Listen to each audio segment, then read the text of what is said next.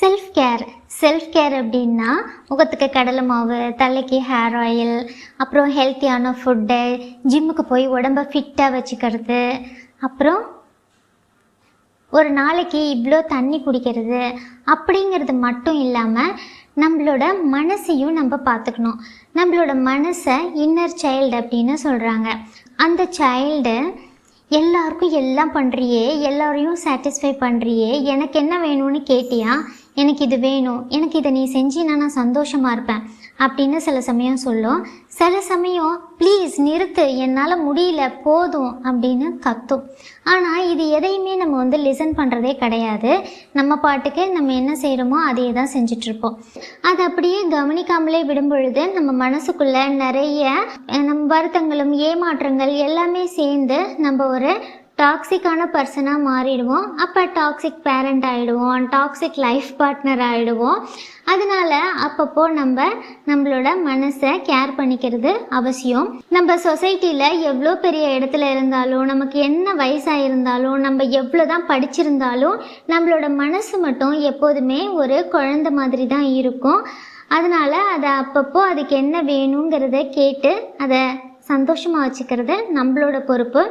நம்மளோட நேச்சர் என்ன, நம்மளோட லிமிட்ஸ் என்ன, நம்மளால் என்ன முடியும் முடியாது அப்படிங்கிறது நமக்கு மட்டும்தான் தெரியும். அதனால் நம்ம அப்பப்போ அது என்னங்கிறத பார்த்து நம்மளை கேர் பண்ணிக்கணும், நம்மளோட சூழ்நிலைகளை சரியாக வச்சுக்கணும். அதைத்தான் செல்ஃப் கேர் அப்படின்னு சொல்கிறோம். அதுக்கு நம்ம சின்ன சின்ன விஷயங்கள் செஞ்சாலே போதும். ஆஃபீஸாக இருக்கட்டும், ஃப்ரெண்ட்ஸாக இருக்கட்டும், ரொம்ப சக்ஸஸ்ஃபுல்லாக இருக்கிறவங்க அவங்கள நல்ல விதமாக கவனிச்சிட்டு இருப்பாங்க. அவங்க யார்கிட்டையும் எதுவுமே கேட்க மாட்டாங்க, முடிவுகள் ரொம்ப தெளிவாக இருக்கும். அதே மாதிரி சில ஃபேமிலியில் பார்த்திங்கன்னா பெண்கள் அவங்க குடும்பத்தை ரொம்ப அழகாக நிர்வகிச்சிட்டு இருப்பாங்க. அவங்களோட கணவர் அவரோட வேலையிலையாக இருக்கட்டும், பிஸ்னஸ்லையாக இருக்கட்டும் ரொம்ப சக்ஸஸ்ஃபுல்லாக இருப்பார். அவங்களோட குழந்தைங்களுக்கெல்லாம் தேவையான விஷயங்கள் தேவையான நேரத்தில் கரெக்டாக கிடச்சி அவங்க ஃபேமிலி ரொம்ப சந்தோஷமாக இருக்கும். இது மாதிரி ஒரு குடும்பம் அழகாக இருக்கிறதுக்கு காரணம் அந்த பெண் தான் அப்படின்னா, அந்த பெண்ணை கவனித்து பார்த்திங்கன்னா அவங்க யார்கிட்டையும் எதுவும் கேட்க மாட்டாங்க. எப்படி முடிவெடுக்கிறதுன்னு அவங்களுக்கு தெரியும். அது மாதிரி நம்ம வளர்த்துக்கணும், நம்மளை நம்ம பார்த்துக்கணும், நம்மளை சுற்றி இருக்கிறவங்கள சந்தோஷமாக வச்சுக்கணும் அப்படின்னா அதுக்கு சில சின்ன சின்ன ஸ்டெப்ஸ் ஃபாலோ பண்ணால் போதும்.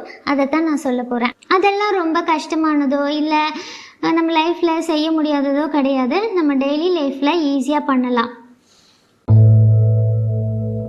நம்ம சாப்பிட்ற சாப்பாடு நம்மளோட குணத்தையும் நம்மளோட வாழ்க்கை முறையையும் தீர்மானிக்கும். அதனால் நம்ம சாப்பிட்ற சாப்பாடு சத்துள்ளதாகவும் எளிமையானதாகவும், சமைக்கிறதுக்கு அதிக நேரமோ பொருட்களோ தேவைப்படாத மாதிரி ரொம்ப சிம்பிளாக இருக்கிற மாதிரி நம்ம பார்த்துக்கணும். சாப்பிடும்போது நம்ம எந்த விதமான எண்ணங்களும் இல்லாமல் அமைதியாக சாப்பிடணும். குற்ற உணர்வு இல்லாமல் சாப்பிடணும். நம்ம லைஃப்பில் மற்றவங்க சொன்னது, நம்மளை பற்றின விமர்சனங்கள், நம்ம செஞ்சு முடிக்காத வேலைகள் அதெல்லாம் நினச்சிக்கிட்டே சாப்பிடக்கூடாது. எப்போதும் ரொம்ப நிதானமாக மைண்ட்ஃபுல்னஸோட அந்த உணவை ரசித்து சாப்பிட்ணும்.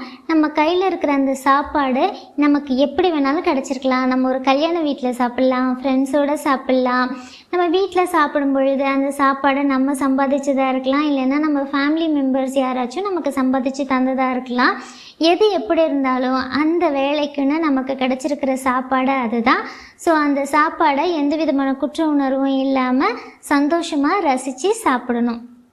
நம்ம பலவிதமான எண்ணங்களோடையும் குழப்பங்களோடையும் ஒரு ஆத்திரம், ஒரு விதமான ஏமாற்றம் அது மாதிரியெல்லாம் மனசுக்குள்ளே வச்சுக்கிட்டு நம்ம அந்த சாப்பாடை சாப்பிடும்போது அது நமக்கு எந்த விதமான பலனையும் அளிக்காது.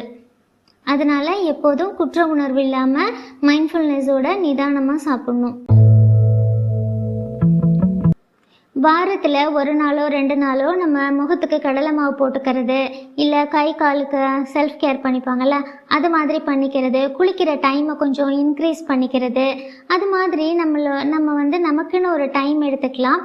இல்லைன்னா நம்ம தனியாக கொஞ்சம் தூரம் நடந்து போகிறது, தனியாக நடக்கிறதுக்கு நமக்கு ஒரு அமைதியான இடம் வேணும் அப்படின்னு தேட வேண்டியதில்லை. நம்ம எங்கே பிஸியாக இருந்தாலும் அதுலேருந்து கொஞ்சம் தூரம் தள்ளி பார்த்திங்கன்னா ஒரு அமைதியான ரோடு இருக்கும். டி நகர்லேயே பார்த்திங்கன்னா ஒரு ரங்கநாதன் ஸ்ட்ரீட்டுக்கு பின்னாடி 2 ஸ்ட்ரீட் தள்ளி பார்த்திங்கன்னா ரொம்ப அமைதியான பிளேஸ் இருக்கும். ஸோ அந்த மாதிரி ஒரு ரோட்டை தேடி கண்டுபிடிச்சி அதில் கொஞ்சம் தூரம் தனியாக நடங்க. யார் கூடயும் நம்ம சேர்ந்து நடக்கும் பொழுது நம்மளோட என்விரான்மெண்ட் மாறவே மாறாது. நம்ம சுற்றி இருக்கிற எந்த விஷயங்களையும் கவனிக்க மாட்டோம். நம்ம ஃபோக்கஸ் ஃபுல்லாக நம்ம கூட வர்றவங்க மேலேயே இருக்கும். அதனால தனியாக கொஞ்சம் தூரம் நடந்து போயிட்டு வாங்க. அது உங்களுக்கான டைம். நமக்காக ஒரு 20 மினிட்ஸ் ஆகுது டெய்லி நம்ம செலவிடணும். அந்த நேரத்தில் நம்மளை சுற்றி என்ன நடக்குது, நம்ம என்ன செஞ்சிட்ருக்கோம் அப்படிங்கிற விஷயங்களை நம்ம யோசிக்கிறதுக்கு அது யூஸ் ஆகும். என்ன செய்யணும் இனிமேல் ஃப்யூச்சரில், நம்ம லைஃப் எப்படி போயிட்டுருக்கு அப்படிங்கிற விஷயங்களெல்லாம் அந்த 20 மினிட்ஸில் நம்ம கொஞ்சம் யோசித்து நம்மளை இம்ப்ரூவ் பண்ணிக்கிறதுக்கு யூஸ் பண்ணிக்கலாம். அதே மாதிரி அந்த 20 மினிட்ஸ் நமக்கான நேரம் நமக்கு பிடிச்ச விஷயங்களை செய்யலாம். அது ஹாபியாக இருக்கலாம், இல்லை சும்மா உட்காந்துருக்கிறதா கூட இருக்கலாம். அதனால் எதுவுமே கிடையாது. 20 மினிட்ஸ் நமக்காக கண்டிப்பாக டெய்லி செலவு பண்ணணும். நமக்கு யாராச்சும் செல்லம் கொடுப்பாங்களா? சின்ன வயசில் கொடுத்துருப்பாங்க. ஆனால் அதுக்கப்புறம் நம்ம தான் எல்லாருக்கும் எல்லாமே செய்கிற மாதிரி இருக்கும். நமக்கு எதுவும் யாரும் பண்ண மாட்டாங்க. ஆனால் நமக்கு நாமே செல்லம் கொடுத்துக்கலாம். ஒரு ஐஸ்கிரீம் வாங்கி நமக்கு கொடுத்துக்கலாம், பூ வாங்கி வச்சுக்கலாம், மருதாணி போட்டுக்கலாம், நமக்கு பிடிச்ச பொருளை வாங்கி நமக்கு நாமே கிஃப்ட் பண்ணிக்கலாம். நமக்கு ஒரு பொருள் வேணும் அப்படிங்கிறத மற்றவங்கக்கிட்ட சொல்லி அதை அவங்க கேட்காம டிலே பண்ணி அதோட இம்பார்ட்டன்ஸ் தெரியாமல் நமக்கு வாங்கி கொடுக்காம இருக்கும்போது அதெல்லாம் எதுவுமே தேவை கிடையாது. நமக்கு பிடிச்ச விஷயங்களை நமக்கு நாமளே செஞ்சு நம்மளை செல்லமாக பார்த்துக்கலாம்.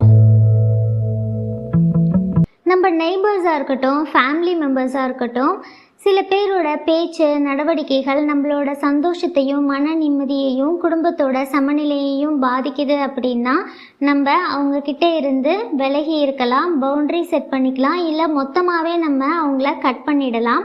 நமக்கு நம்மளோட குடும்பத்தோட அமைதி, சந்தோஷம், குழந்தைங்களோட பாதுகாப்பு இதெல்லாம் தான் ரொம்ப முக்கியம். அதனால நம்ம அந்த மாதிரி பீப்புளை டிஸ்டர்ப் பண்ணுற பீப்புளை நம்ம கண்டுபிடிச்சி அவங்கக்கிட்ட இருந்து நம்ம விலகி இருக்கிறது ரொம்ப அவசியம். நம்ம யார்கிட்ட பேசுகிறோம், என்ன பேசுகிறோம், அதனால் நமக்கு என்ன மாதிரியான விளைவுகள் வருது அப்படிங்கிறத நம்ம கண்டிப்பாக கவனிக்கணும். நமக்கு பாதிப்புகள் வருது, நிம்மதி கெடுது அப்படின்னா அவங்கள ஒரு இடத்தோட நம்ம நிறுத்திடணும். அவங்கள நம்மளோட ஃபேமிலிக்குள்ளே நம்ம அலோவ் பண்ணவே கூடாது. ஓரளவுக்கு மேலே நம்ம ஃபோர்ஸ் பண்ணி எதையும் செய்யணும்னு அவசியம் இல்லை. அதனால் நம்மளால் முடியல அப்படின்னா நம்ம முடியாது, நோ அப்படின்னு நம்ம சொல்லலாம். நம்ம அதிகமாக நோ சொல்ல சொல்ல என்னால் இது முடியாது அப்படின்னு சொல்ல சொல்ல நம்மக்கிட்ட நம்மளை சுற்றி இருக்கிறவங்க ஃபோர்ஸ் பண்ணுறதுக்கு யோசிப்பாங்க.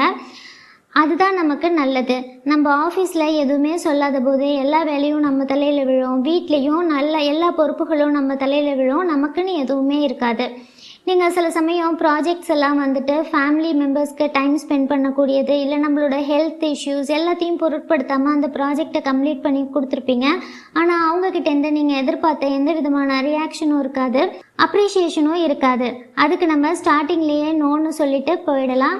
அதனால் ஒன்றுமே கிடையாது. தென் நம்ம ஃபேமிலிலையும் பார்த்திங்கன்னா நம்மளோட ஃபினான்ஷியல் சுச்சுவேஷனையும் பொருட்படுத்தாமல் சில பேருக்கு பண உதவி செய்கிறது, இல்லை அவங்க வீட்டு விசேஷத்தில் போய் வேலை செய்கிறது, அதெல்லாம் தேவையே கிடையாது.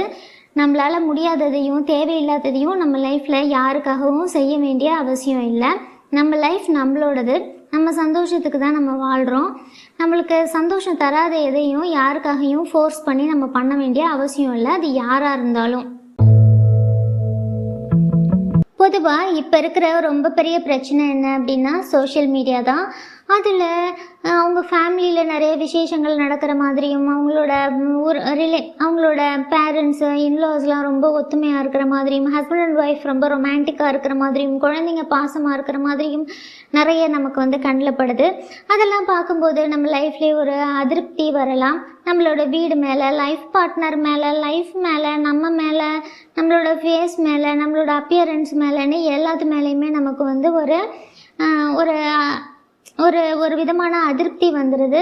அதனால் அந்த மாதிரி கண்டென்ட்லாம் நம்ம பார்க்காம நம்ம சோஷியல் மீடியா யூஸ் பண்ணும் பொழுது அதில் நம்ம லைஃப்க்கு ஒன்றா சந்தோஷம் தரக்கூடிய ரீல்ஸ்லாம் பார்க்கலாம், ஒன்றும் தப்பில்லை. காமெடியான ரீல்ஸ், நமக்கு சந்தோஷமாக இருக்கிறது, ரிலாக்ஸாக இருக்கிறது, அதை பார்க்கலாம். ஆர்ட்ஸு, கிராஃப்ட்டு, இல்லை வேறு ஏதாவது அறிவை வளர்த்துக்கிற மாதிரி, இல்லை லைஃப்பை டெவலப் பண்ணிக்கிற மாதிரி உள்ள நல்ல விஷயங்களை காமிக்கிற விஷயங்களை மட்டும், அந்த கண்டென்ட்டை மட்டும் கன்சியூம் பண்ணிவிட்டு மற்ற நேரத்தில் நம்ம லிமிட்டாக வச்சுக்கலாம். அதுவே நம்மளோட லைஃப்பில் பாதி பிரச்சனைகளை சரி பண்ணிடும். நம்ம லைஃப்பில் எதெல்லாம் ஸ்ட்ரெஸ் தருது, எந்த மாதிரி சூழ்நிலைகள்லாம் நமக்கு ஒரு பதற்றத்தை தருது அப்படிங்கிற விஷயங்களெல்லாம் நம்ம அப்பப்போ அனலைஸ் பண்ணிக்கணும். அது எதனால் வருது அப்படிங்கிறத கண்டுபிடிச்சி அதெல்லாம் நம்மளோட லைஃப்பில் இல்லாத மாதிரி பார்த்துக்கணும். எப்போதும் நம்ம லைஃப்பில் நிதானமாக ஒரு அமைதியான சூழ்நிலை இருக்கிற மாதிரி நம்ம நடந்துக்கணும். நம்மளை ஃபோர்ஸ் பண்ணி ஸ்ட்ரெஸ் பண்ணுற உறவுகள் எதுவாக இருந்தாலும் நம்ம அவங்கக்கிட்ட இருந்து பவுண்ட்ரி செட் பண்ணி விலகி இருக்கணும். ஸ்ட்ரெஸ் தர்ற சோர்ஸ் எல்லாம் கண்டுபிடிச்சி இம்மீடியட்டாக உங்கள் வாழ்க்கையிலேருந்து இல்லாமல் பண்ணிடுங்க, பேனிஷ் பண்ணிடுங்க.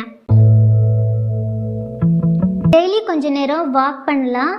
நம்ம புதுசாக யாரையாவது பார்த்தோம் அப்படின்னா அவங்கக்கிட்ட ஒரு ஸ்மைல் பண்ணலாம், கொஞ்சம் பேசலாம். ரொம்ப போய் ஸ்ட்ரேஞ்சர்கிட்ட உங்களோட சொந்த கதையெல்லாம் சொல்லி தெரிஞ்சவங்களாவோ ஃப்ரெண்ட்ஸாவோ மாற்றிடாதீங்க. ஸ்ட்ரேஞ்சராகவே இருக்கட்டும், நம்ம அப்பப்போ பார்த்து ஸ்மைல் பண்ணிக்கலாம். அந்தளவுக்கு மட்டும் நிறுத்திக்கங்க. இப்போ ஒரு பேங்குக்கு போகிறீங்க, சூப்பர் மார்க்கெட் போகிறீங்க, க்யூவில் எதுக்காக நிற்கிறீங்க அப்படின்னா பக்கத்தில் இருக்கிறவங்களை பார்த்து ஜஸ்ட் ஒரு ஸ்மைல் பண்ணுங்கள். சில நேரத்தில் நமக்கு தெரியாத விஷயங்கள், புது புது விஷயங்கள், லைஃப்பில் இருக்கிற முக்கியமான லெசன்ஸ் எல்லாமே பார்த்திங்கன்னா இந்த மாதிரி புது ஆட்கள் தான் கற்றுத் தருவாங்க. அதனால் நிறைய ஸ்ட்ரேஞ்சர்ஸை மீட் பண்ணுங்கள், பஸ்ஸில் போங்க, வாக் பண்ணுங்கள். எல்லா பீப்புளையும் நம்ம மீட் பண்ணும்போது நமக்கு லைஃப்பில் நிறைய அனுபவங்கள் கிடைக்கும். அவங்க கூட போய் ஃப்ரெண்ட்ஷிப் வச்சுக்கிறது, அவங்க கூட போய் பழகிறது அப்படிங்கிறதெல்லாம் தேவையில்லாத விஷயம். நீங்கள் ஜஸ்ட் பாருங்கள், அப்சர்வ் பண்ணுங்கள், தட்ஸ் ஆல். ஒரு குழந்தை பார்த்து சிரித்தா ஹாப்பியாக இருக்கும், ஒரு பாட்டியம்மா பார்த்து சிரித்தா நல்லா இருக்கும் இல்லையா? அந்த மாதிரி அதோடு நிறுத்திக்கோங்க. ஸ்ட்ரேஞ்சர்ஸ் கிட்ட போய் ஃப்ரெண்டு பிடிச்சி உங்கள் கதையெல்லாம் சொல்லிகிட்டு இருக்காதீங்க, அது நல்லா இருக்காது. ஆல்வேஸ் ஸ்ட்ரேஞ்சர்ஸாகவே வச்சுக்கோங்க. நம்ம செல்ஃப் கேர் பண்ணிக்கிறது ரொம்ப முக்கியம். நம்ம பார்த்துக்கிட்டா தான் நம்மளை சுற்றி இருக்கிறவங்கள நம்மளால் சந்தோஷமாக வச்சுக்க முடியும், நம்ம லைஃப் நல்லாயிருக்கும். ஸோ செல்ஃப் கேர் எடுத்துக்கோங்க. மீண்டும் ஒரு அழகான வீடியோவில் மீட் பண்ணலாம். அன்புடன் மானஷா.